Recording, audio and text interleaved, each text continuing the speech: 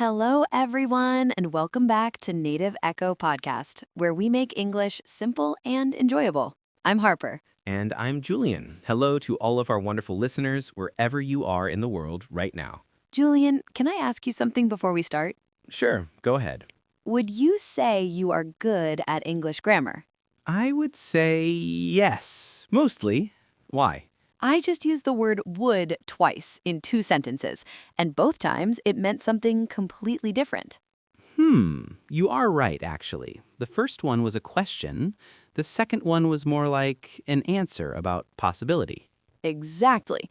And that is the thing about would. Most learners think it is just one word with one job, but it is not. It has so many jobs, so many meanings. How many? 8. We are going to talk about 8 different meanings of would today. 8 meanings, one word. That is a lot of work for 4 letters. It really is, but here's the good news. Once you understand all 8, your English will feel so much more natural because would is everywhere, in conversations, in stories, in polite requests, in wishes, everywhere. And listeners, here's something I want you to notice as we go through this episode. Every time you hear us say would, try to guess which meaning we are using. It's actually a fun little game. I like that. Okay, before we start, let me tell you a quick story, because this story is the reason I fell in love with the word would. Oh, I did not know there was a story. Tell me. So, when I was first learning English, I had a teacher, and this teacher, every single morning, she would walk into the classroom with a coffee in one hand and a book in the other. Every single day. Same routine, same coffee, same book. That sounds very consistent. Very. And one day I asked another student, why does she always carry those two things? And the student said, oh, that's just what she would do. She would always bring her coffee and her favorite book to class. And you noticed something.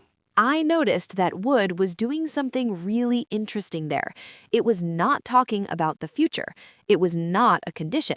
It was talking about a repeated habit in the past, something she did again and again.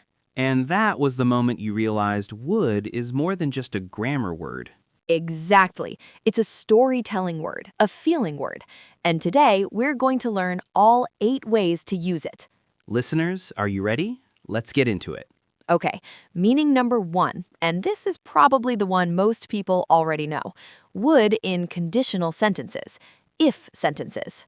Right, this is the classic if something happened, then something else would happen. Exactly. We use would to talk about imaginary situations, things that aren't real right now, but we're imagining them. Can you give us a few examples? Sure, if I had more free time, I would learn to paint.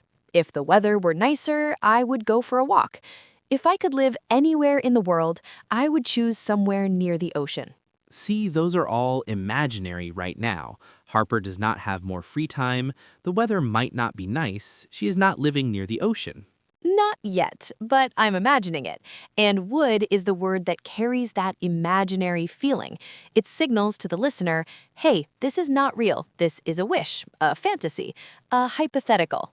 Hypothetical. That means something that is not real, but you're thinking about it as a possibility. Great word. And here's the key pattern for this meaning. If plus simple past, then subject plus would plus verb. So, if I had $1 million, I would travel the world. Perfect. Julian, if you could have any superpower, what would you choose?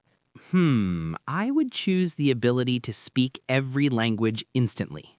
Of course you would. It's a very practical superpower. It really is.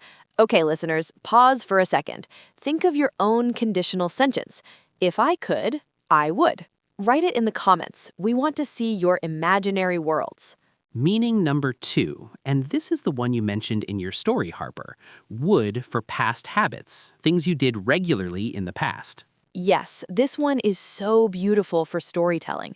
When we talk about our childhood or the past, we often use would to describe things we did again and again. It gives the story a kind of nostalgic feeling. Nostalgic means you feel warm and a little emotional thinking about the past. Exactly. So instead of just saying, when I was a child, I walked to school every day, you can say, when I was a child, I would walk to school every day. I would stop at the bakery on the corner. I would always get a small bread roll before class. See how that feels different? It's not just reporting facts, it's painting a picture. You can almost see young Harper buying her bread roll. I had very good taste even as a child. Did the bread roll help your English? Probably not, but it helped my mornings. The key pattern here is when I was younger, I would plus verb, or in those days, she would always plus verb. Another example, when my grandfather was alive, he would sit in his chair every evening and read the newspaper. He would make himself a cup of tea at exactly 7 o'clock, every single night. That's such a clear picture. And notice how would makes it feel like a memory, a ritual, something that happened so many times it became part of who that person was. Listeners, think of a habit you had when you were younger, something you would do again and again, maybe something small. Tell us in the comments. Use this pattern. When I was a child, I would always,